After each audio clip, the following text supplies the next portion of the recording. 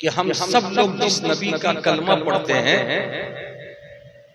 उस नबी का 1500 सालाना जश्न ईद मिलादुन नबी सल्लल्लाहु अलैहि वसल्लम मना रहे हैं। और इसको कम कीजिए अंकल।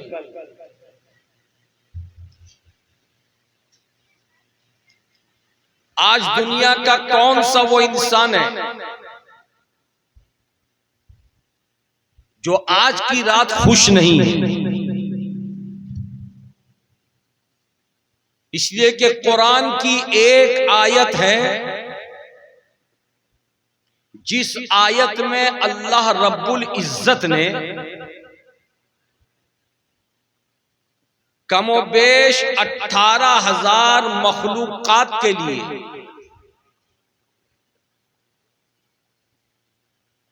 हमारे नबी सल्लल्लाहु अलैहि वसल्लम को रहमत बना के भेजने का ऐलान फरमाया।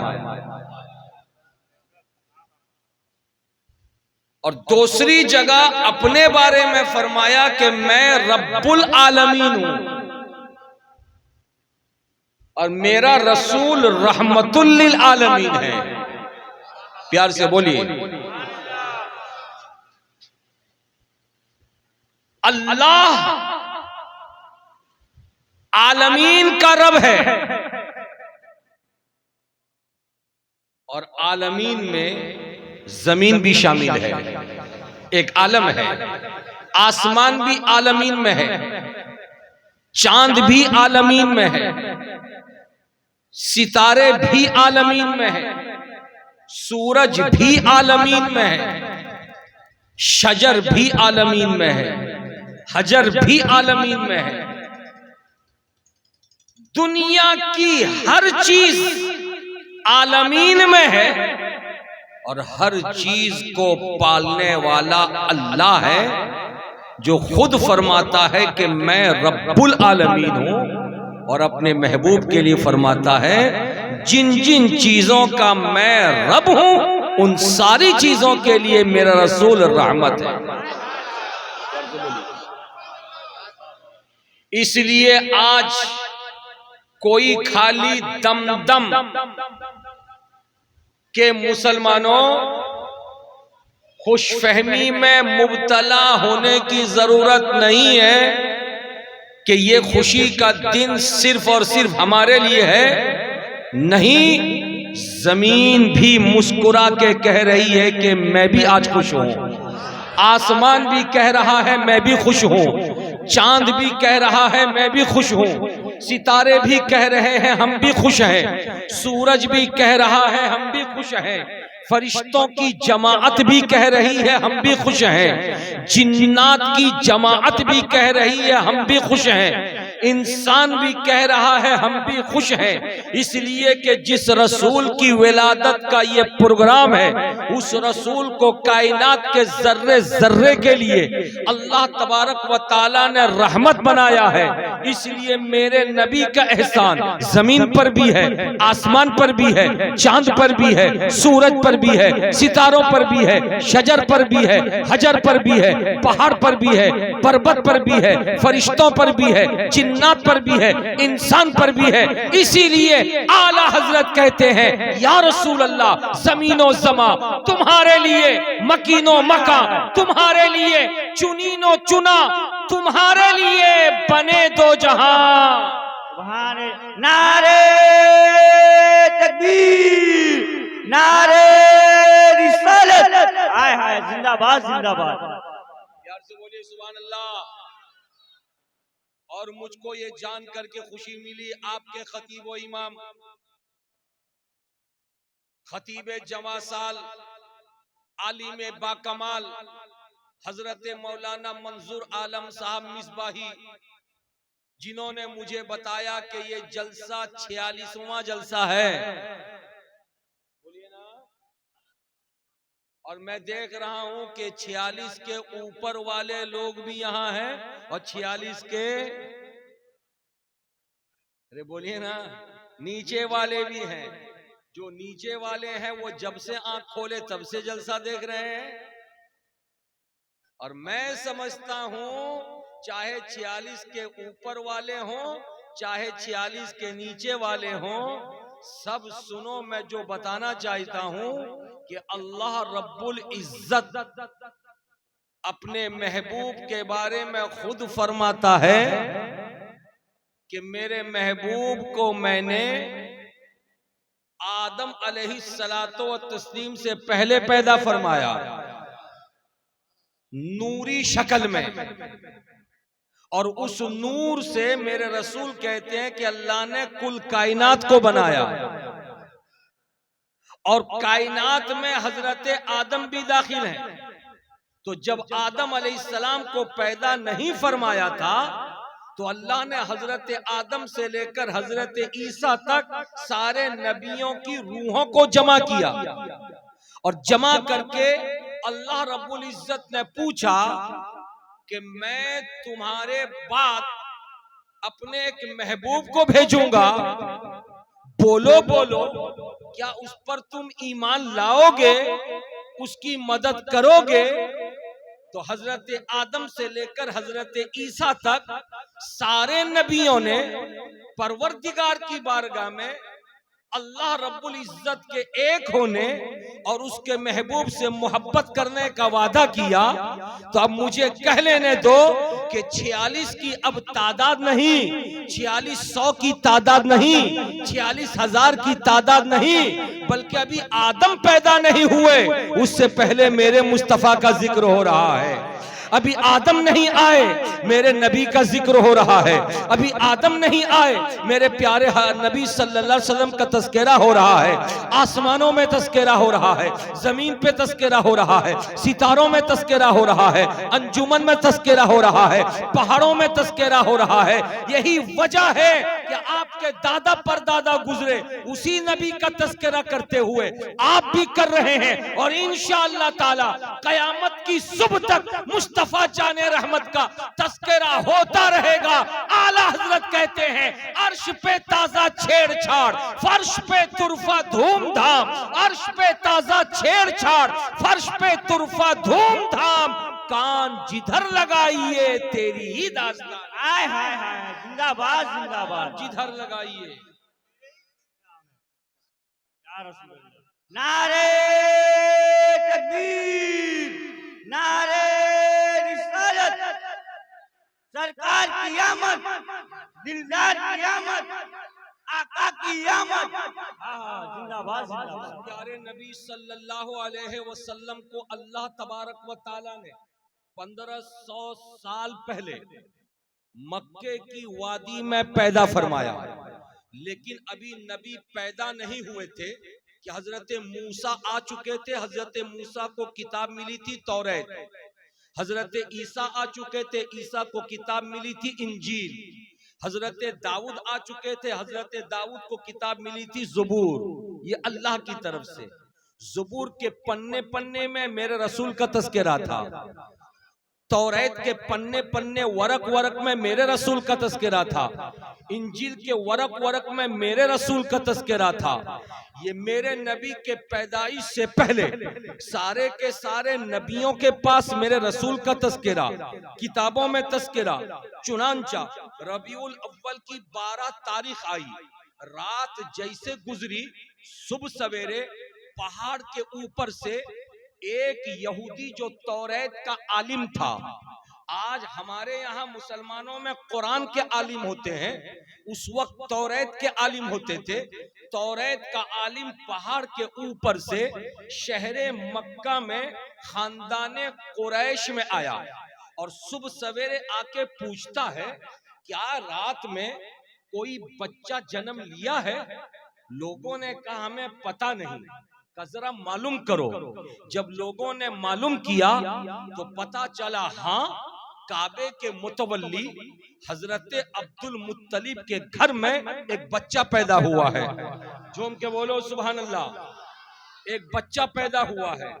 इतना सुनना था कि वो यहूदी आलिम तौरात का जानने वाला जमीन को छोड़ के 3 फीट जमीन को छोड़ के जंप किया, और जंप करके उसने जो कहा था, ऐ कोई खाली के जिंदा वो जावेद मुसलमानों सुनो, उसने कहा था, ऐ यहूदियों सुन लो, आज तुम्हारे लिए रोने का मकाम है।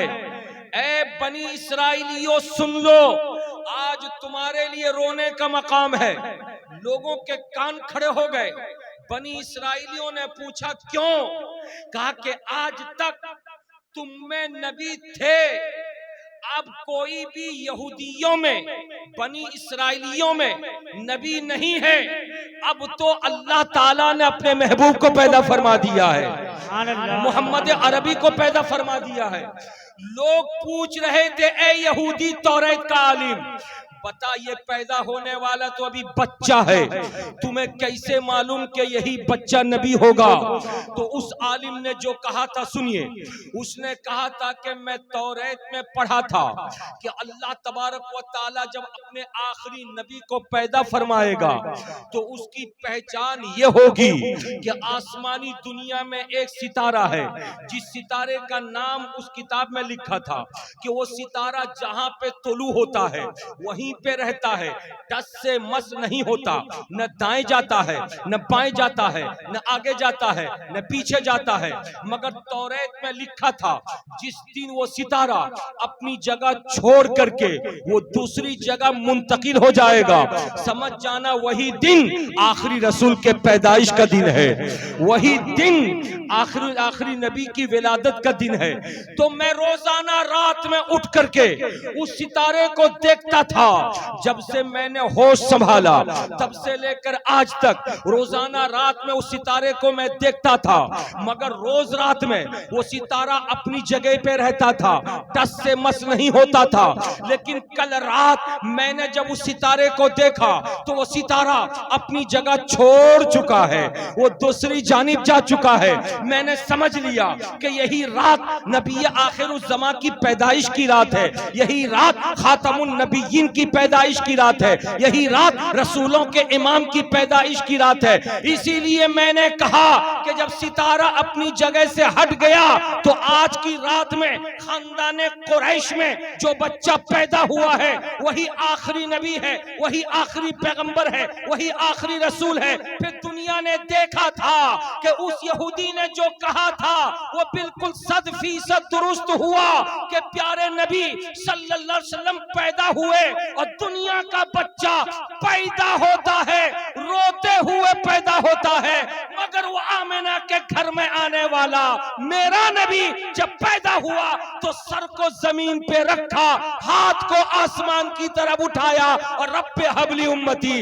रब्बे हबली उम्मती, रब्बे हबली उम्मती का तराना गाते हुए दुनिया वालों को पैगाम दिया, ऐ दुनिया वालों 500 बरस हो गए हजरत ईसा को गए हुए, अब इंतजार नहीं, अब वो घड़ी आ गई है कि जमीन भी खुशियां मनाए, आसमान भी खुशियां मनाए, फलक भी खुशियां मनाए, शजर भी खुशियां मनाए, हजर भी खुशियां मनाए, पहाड़ भी खुशियां मनाए, पर्वत भी खुशियां मनाए। यही वजह है कि आज सबसे ज्यादा खुशी अगर कोई मना रहा है तो वो मुसलमान है और यूं कहता है, या रसूल अल्लाह, दहन में ज़बां तुम्हारे लिए, बदन में है जान तुम्हारे लिए, हम आए यहाँ तुम्हारे लिए, उठे भी वहां तुम। नारे तकबीर, नारे रिसालत, सरकार की आमद, दिलदार की आमद, आका की आमद, दादा की आमद, हाय हाय जिंदाबाद जिंदाबाद। हज़रात मेरी बात आपको समझ में आ रही है? अभी हमारे भाई करीमी साहब, मुर्तजा करीमी साहब बड़ा अच्छा कलाम पढ़ रहे थे, कह रहे थे हम हैं दीवाने। अरे यही है ना, क्या कह रहे थे? हम लोग दीवाने हैं। क्या कह रहे थे? हम लोग दीवाने हैं। जनाब मुर्तजा करीमी साहब, आप अपनी बात में बिल्कुल सच्चे हैं। अगर ये दीवाने नहीं होते तो रात के 3 बजे ये आज इस पेंडाल के नीचे नजर नहीं आते, ये सब अपने बिस्तर को संभाल करके होते, अपने अपने घरों को आबाद करके होते।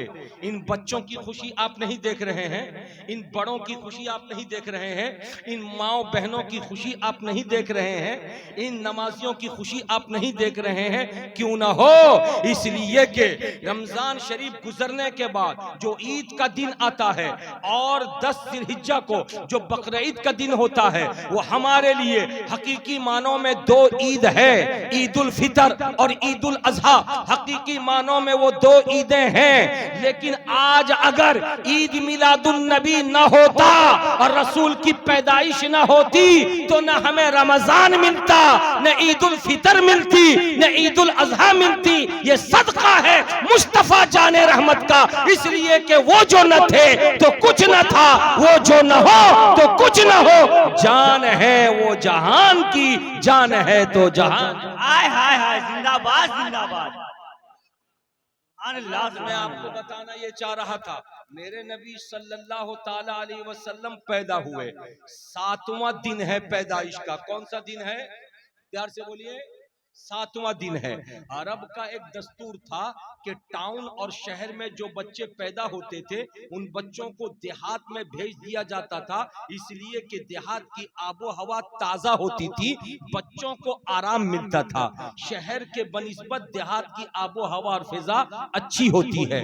7वें दिन हजरत हलीमा सादिया ने मेरे नबी को गोद में लिया और ले करके जब चलने लगी मक्के से, हजरत हलीमा कबीले बनु साद से आई थी, तो दिल में ख्याल पैदा हुआ कि मक्का छोड़ के जा रही हूं, बड़ी महरूमी होगी कि खाने काबा सामने है, तवाफ न करूं, ऐसी चली जाऊं?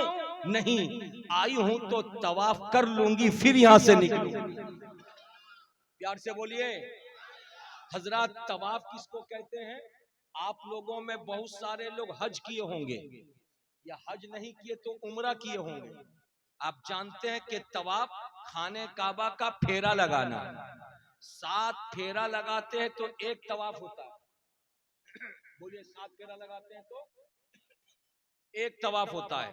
और 7 फेरा जो लगाएंगे वो कैसे लगाएंगे, कहां से शुरू करेंगे, कहां खत्म करेंगे, प्रैक्टिकल में देखिए। ये सामने में एक डेस्क है, इसका 4 कोना है। अरे बोलिए ना, 4 कोना है। एक कोने में हजरे अस्वद यानी जन्नती पत्थर लगा हुआ है, बोलिए। और इसी कोने में वहां आगे हरी बत्ती लगी हुई है।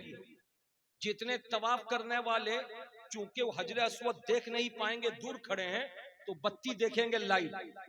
जब हरी बत्ती समझ में आ जाएगी तो समझ जाएंगे वही कोना जो है वो हजरे अस्वद का कोना है। हुक्म है, अगर अल्लाह ने मौका दिया तो हजरे अस्वद को जाके मुंह से चूमो, और अगर नहीं चूम सकते हो तो हाथ लगा करके चूमो, और अगर हाथ नहीं लगा सकते हो, भीड़ भाड़ है, ताकत मत दिखाओ, जहां खड़े हो वहीं से हाथ बढ़ा दो। हजरे अस्वद को अल्लाह ने आंख दिया है, जब तुम हाथ बढ़ाओगे तो वो देख लेगा। यार से बोलिए, हाथ बढ़ा दो और बढ़ा करके चुम्मा लो और ले करके वहीं से तवाफ शुरू कर दो। 1 फेरा लगाओ फिर चूमो, दूसरा फेरा लगाओ फिर चूमो, तीसरा फेरा लगाओ फिर चूमो, चौथा, 5वां, 6ठा, 7वां फेरा लगा लो। 1 तवाफ, बोलिए, 1 तवाफ कंप्लीट, 1 तवाफ कंप्लीट। आज भीड़ भाड़ की वजह से बड़े बड़े ताकतवर लोगों को मौका नहीं मिल पाता वहां जाके होठों से चूमने का। लेकिन आज से सैकड़ों बरस पहले इतनी भीड़ नहीं होती थी। जो भी जाता आसानी से मुंह लगाता, होंठ लगाता और चूम लेता। चुनांचा हलीमा सादिया ने सोचा कि मैं तवाफ करूं फिर जाऊं, गोद में सरकार है। अरे बोलिए ना, गोद में सरकार है। तवाफ शुरू करना चाहा तो क्या करेंगी? हजरे अस्वद का चुम्मा लेंगे। जैसे गई हजरे अस्वद को चूमने, हजरे अस्वद जन्नती पत्थर हजरत हलीमा सादिया ने जैसे चूमा, अब वो पत्थर अपनी जगह पे रहा नहीं, अपने मकाम और ठिकाने से निकल पड़ा और गोद में है सरकार। हजरे अस्वद निकला और हलीमा के गोद में ताजदारे कायनात है, वो पत्थर निकल कर नबी के होंठों का बोसा ले लिया। उनके बोले सुभान अल्लाह। फिर जहां से आया था वहीं चला गया। हजरत हलीमा सादिया ने अपना तवाफ कंप्लीट किया। मैंने जब इस रवायत को पढ़ा तो मेरे ज़हनो फिक्र पे एक सवाल पैदा हुआ कि दुनिया का कोई भी अमीर आदमी हो, जब वो तवाफ करने जाए तो हजरे अस्वद के पास पहुंच करके वो चुम्मा ले। सिद्दीक़ अकबर ने तवाफ किया, हजरे अस्वद के पास पहुंचे और उसको चूमा। फारूक आजम ने जब तवाफ किया, हजरे अस्वद के पास गए, उसको चूमा। बड़े बड़े बादशाह ने भी जब तवाफ किया, हजरे अस्वद के पास पहुंचे, उसको चूमा। बड़े बड़े मुफ्तियान इकराम ने जब तवाफ किया, हजरे अस्वद के पास गए और उसको चूमा और चूम करके तवाफ शुरू किया। मगर आज पहली मर्तबा देखा जा रहा है कि हजरे अस्वद अपने ठिकाने से निकल रहा है, अपने मकाम से निकल रहा है और गोद में हलीमा के मुस्तफा जाने रहमत है, उनके लबों का बोसा ले रहा है।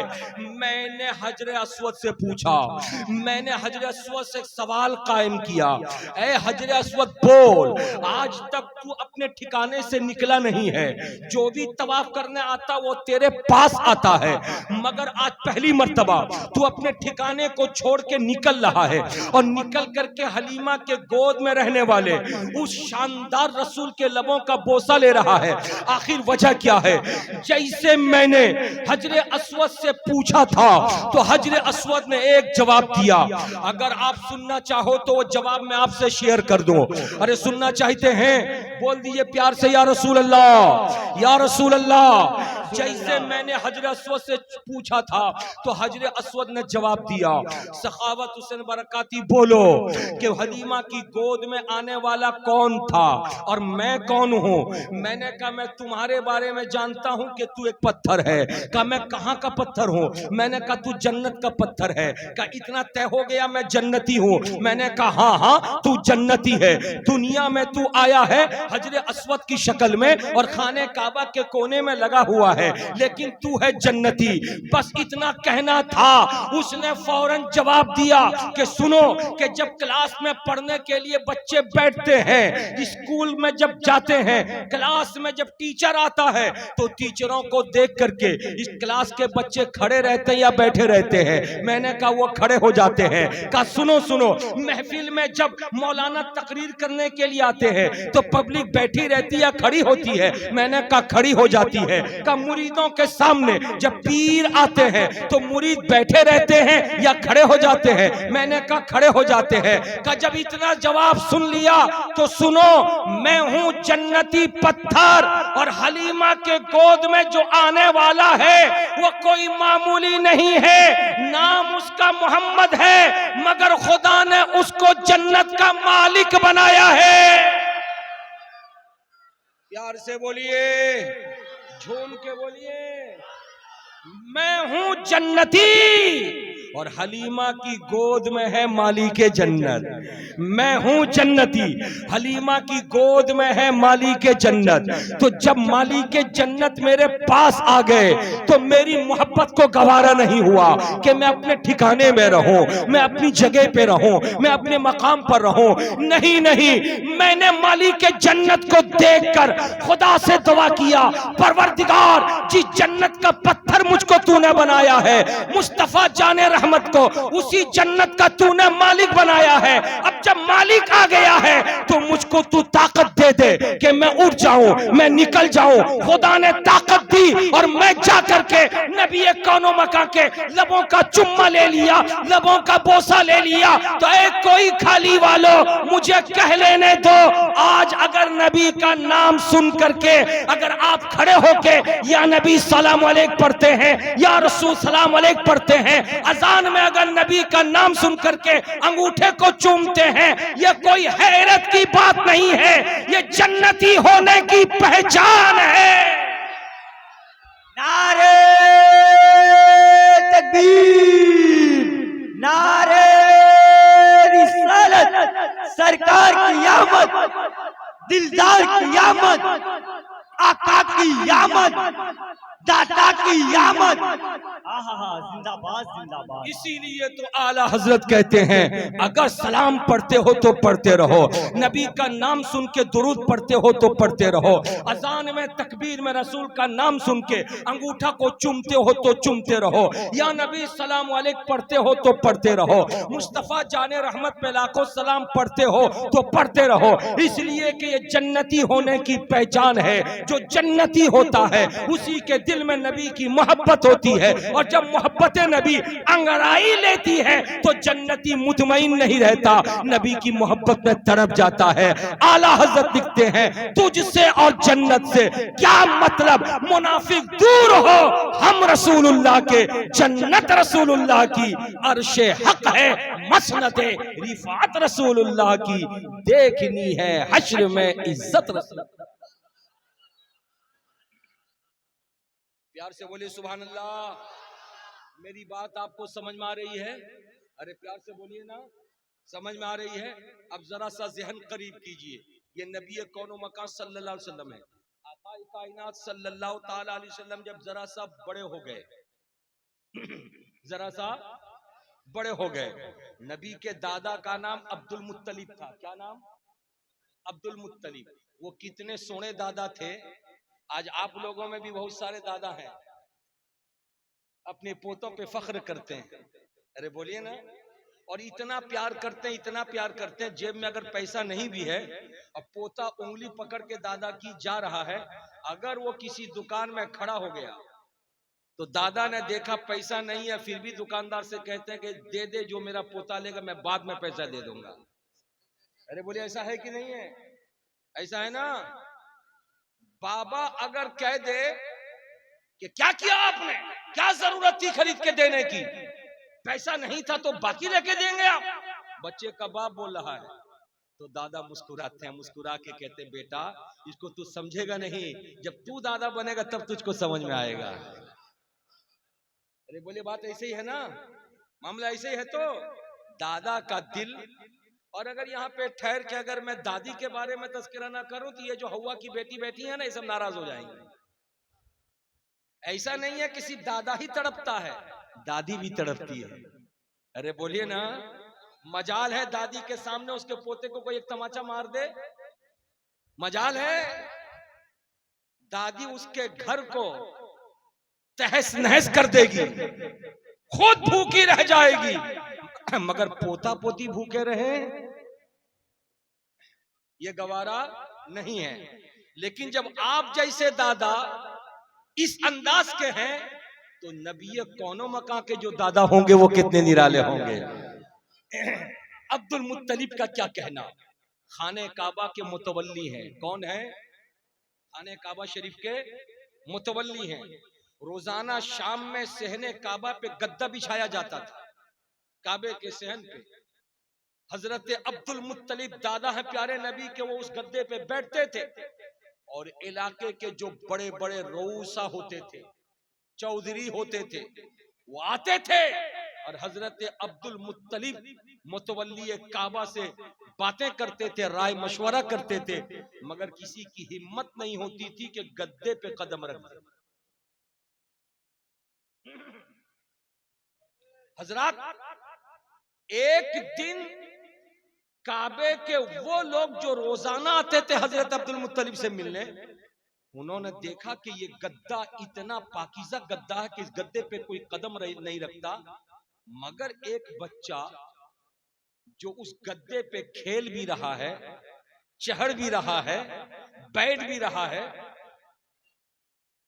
तो उन तमाम लोगों को अजीबो गरीब लगा कि किसी की हिम्मत नहीं, मगर ये बच्चा जिसकी इतनी हिम्मत कि मुतवल्ली खाने काबा के गद्दे पे चढ़ जाए। तो लोगों ने उस बच्चे को नीचे उतारना चाहा। हजरत अब्दुल मुत्तलिब तड़प गए, फरमाया ठहरो,